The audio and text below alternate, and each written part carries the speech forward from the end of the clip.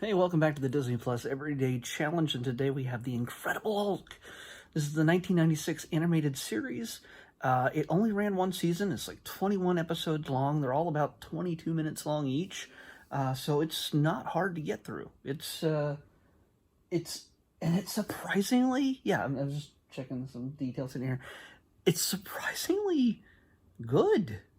Like, I mean, sure, it's not perfect, but it's the idea that a lot of times when you get these animated series, they just sort of cash in and just dump the character onto the screen and make him go through the motions of a few cliche, tropey scripts, you know. But the Hulk, and again, Hulk tends to be really one note when you're making it for kids. It's got to be Hulk smash, Hulk smash, Hulk smash. Not a whole lot of complexity. But this is more than just for kids. I mean, it's not gargoyles, okay? It seems like it's on that level. It's trying to be, and that's don't let me minimize this. Again, you might look at this and go, "Well, this is not great at all." I mean, yes, the animation is not peak animation, but I can just looking at the titles for just the theme song, just the titles for this series. Watching that, it's almost like a free flowing horror film. It goes through uh, a, so many different aspects of the Hulk and different just I don't know looks, I should say, uh, and it's violent. Again, not violent in a bloody way. It's all people shooting lasers. There's no bullets in this world, obviously. But just the theme song alone is really, really kind of cool. Just how it looks. There's just parts you could just freeze frame, and you're like, okay, I'm gonna make that my background of my computer or something, my phone. It's just some pretty cool looking stuff. The standard animation here is pretty much what you would get in the late '80s, early '90s. Again, '96. It's still it's being churned out in a place somewhere in South Korea somewhere, but more than likely. Uh, but yeah, and it's a lot of the same cells and the same things shot over and over again. At least to my untrained eyes, it's not. I'm not no expert on this kind of stuff, but it's not highly complex animation. Let's just say that. But it looks good for what they're doing. Um, Again, it's Saturday morning kind of stuff. Um, but what I think there's two things that I really love about this series, and I've only watched 3 episodes. So I watched the first three. The first 2 episodes are a two-parter. It introduces the character, and thankfully, it doesn't start from the very beginning of the Hulk, where he saves Rick Jones and pushes him into the ditch, and then saves himself. Well, no, he doesn't save himself, obviously, and he gets hit by the gamma rays and turns into the Hulk. That does get touched upon later in the episode, where they show his origin, but it's a flashback real quick. For anybody who didn't know his origin for some reason, it does more to inform how he knows these characters, like Betty Ross, uh, yeah, Betty Ross, General Ross, and also Rick Jones.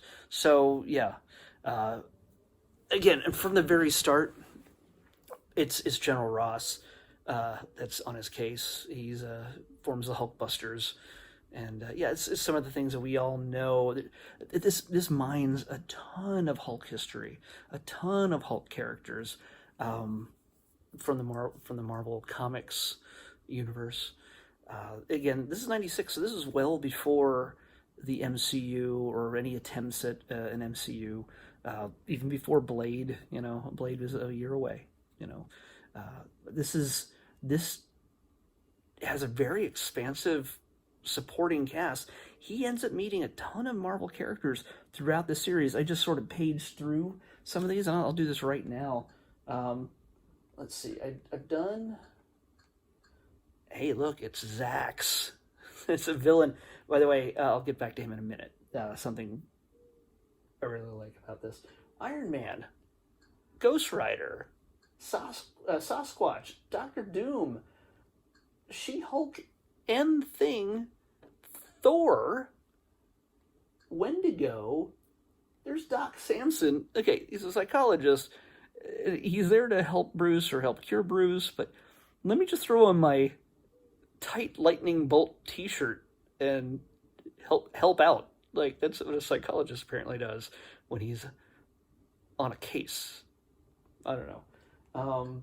But there's also the Grey Hulk, Abomination, Doctor Strange. There's references to Mr. Fix-It. More than likely shows up in there. And Gabriel, who is... let's see. Gabriel Jones, he's a S.H.I.E.L.D. representative. He's meant to be very much like a Nick Fury. He's a bit more flip than Fury, but he is also an early... I have to say it. He plays the black version of a Nick Fury in this, because he got the look. He's got the gray sideburns and everything else. But for some reason, they can't use it. They didn't use Nick Fury. But I think it's for diversity's sake, it's fine. He's a fun character in the few appearances I've seen so far. But yeah, he's a known character in the Marvel comics as well. So it's just funny that they used him in this. I'm actually kind of eager to see the Iron Man episode. He goes to Los Angeles and seeks out Tony Stark's help. So, okay, so there's a ton of characters in this and stuff that's probably we haven't even touched on in just by flipping through there. It's not even just the characters; it's who portrays them. We get Neal Mcdonough, which he's a well-known character actor. You've seen him in tons of stuff. He was in the MCU. He played Dum Dum Dugan in the Captain America films, also in Agents of S.H.I.E.L.D.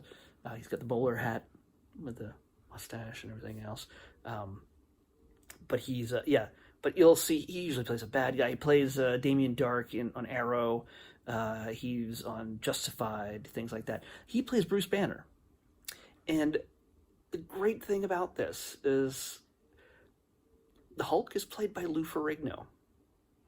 The original TV Hulk from the 70s, he finally gets lines other than "Roar." He actually says Hulk smash. So it's a Lou Ferrigno as the Hulk in this series. That's kind of great. I have to go through each of these things on my IMDb here just to make sure that I keep it all in my head here, because I'm going to forget it. I'm just going to stumble through it if I don't. General Ross, John Vernon. We talked about him before in other episodes. He's a classic bad guy. He's menaced Herbie, the love bug. He's done all sorts of stuff. But yeah, he's a classic. He plays bad guy characters all the time. And in this, General Ross is very much, if not a bad guy, he's just a very determined opponent to the Hulk and Bruce Banner. And also protective of his daughter, Betsy Ross, who she's played by at least two different women. The women in this series seem to just sort of get traded out. At one point, Jeannie Francis from General Hospital, Laura from General Hospital, plays Betty Ross. Why did I say Betsy Ross earlier? God, I'm dumb. Okay, Betty Ross. Yeah, so she plays Betty Ross. Another woman named Phyllis Sampler. Yeah, Phyllis Sampler. It's very small print. Also plays Betty Ross. So it's kind of there's not just her, but two other women play She-Hulk in this. In the courses, She-Hulk has not shown up in the first 3 episodes just yet, but she will. Rick Jones is played by Luke Perry, in a very Luke Perry, 90s Luke Perry way, suave and always on the make and super cool and rock and roll. That's Rick Jones, and Luke Perry plays him beautifully. Let's see, I gotta go through the rest of these. Kathy Ireland shows up and plays Ogress at some point, but I'm skipping over a few here. Gargoyle shows up in the very first episode, working with the leader. The leader is played by Matt Frewer, which we'd know as Max Headroom. He's He's been in the Watchmen movie. He's been in so many things. If you know who Matt Frewer is. Matt Frewer is the leader. And not to be outdone, the Gargoyle is played by Mark Hamill, Luke Skywalker. This is one of his lesser-known animated voices. He's no Joker in this one, but holy cow, he's the Gargoyle in this. A very minor Hulk villain, but still. Let's see, who else do we got here? I have to show these to you. Richard Bull from Night Court plays the Abomination. It's just freaking cool to me. But one of the things I realized, a voice that I recognize very right up front in the third episode. What's it called? Come on, third episode. Raw Power. There we are. Raw Power. That is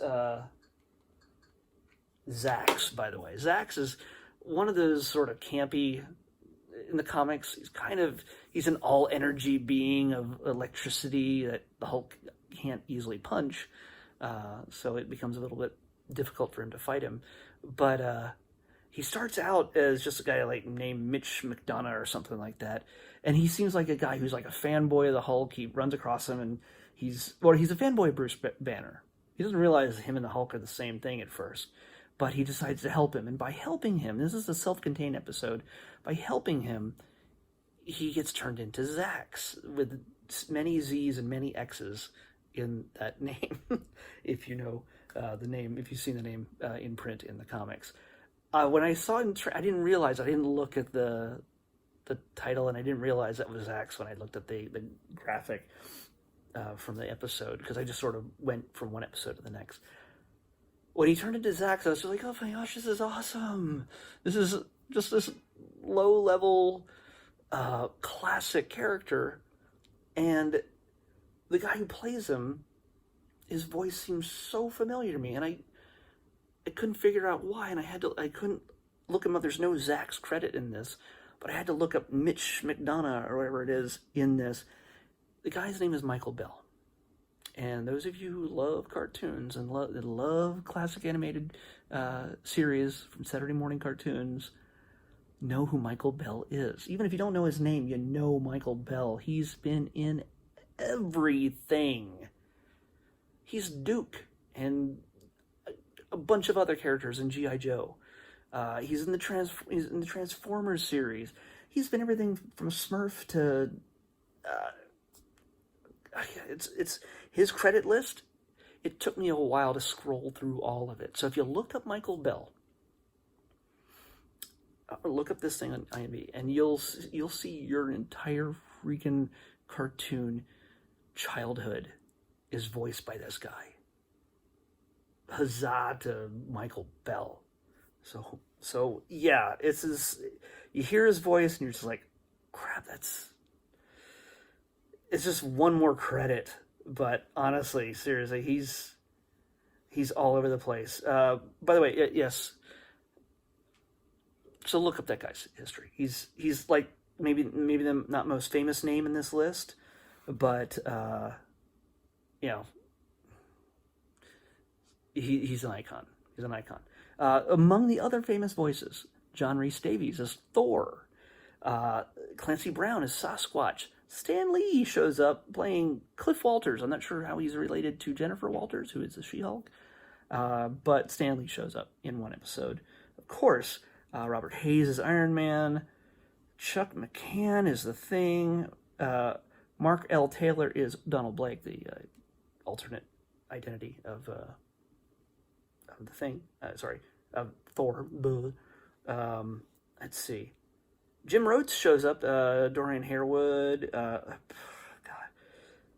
There's Jim Cummings, of course. Winnie the Pooh. His Crusher Creel is the. There's so Maurice LaMarche is in this. There is just so many people in this series, and I only got 3 episodes into it, but it's the kind of thing that even if I'm not going to stare at it and watch it, this is the kind of thing that'd be great just to put on the background as I'm cleaning the house or whatever. So I'm adding this to my list. I did not expect much from this. I see a lot of half-assed cartoons come through down the pike, especially in this era. But this is not one of them. I really enjoyed it. And yeah, like I said, it's not perfect. It's not going to blow you away with highly detailed animation, but it's, for what it is, it looks great. It actually has stories that are engaging and interesting, and yes, it's a lot. You're going to get a lot of the same stuff over and over again, because the Hulk, no matter what, Bruce, he's on the verge of, oh my gosh, I'm about to cure myself, I'm about to stop the Hulk, and somebody shows up and, no, you can't do this, and flips a switch, and then overload, and then painful, and I gotta turn green, and now I gotta punch stuff. So yeah, it's always, he's always on the verge of a cure, and it just doesn't work out. Sorry, Bruce. But yeah, you get a full cast of a solid crew here, between Samson, Rick Jones, Betty, trying to help out the Hulk when they can, and lots of cameos that I'm looking forward to. So yeah, you know what? It's time. If you haven't seen it, check out The Incredible Hulk from 1996 on Disney Plus. We're gonna pick tomorrow's. I've talked enough. I'm gonna pick tomorrow's episode 46. Way down. Didn't we just get 46? I know I always say that. 46. Nope, we didn't. But it's a short. It's one of the classics. Well, it's a new classic. It's fairly new. So it's from Pixar. And we've got Bow. So let's hey, it's probably like 5 minutes long. It's what was it in front of recently? Incredibles? Oh, it was in front of Incredibles 2, I think. So yeah, Bow on the Disney Plus Everyday Channel Challenge. We'll see you back here tomorrow.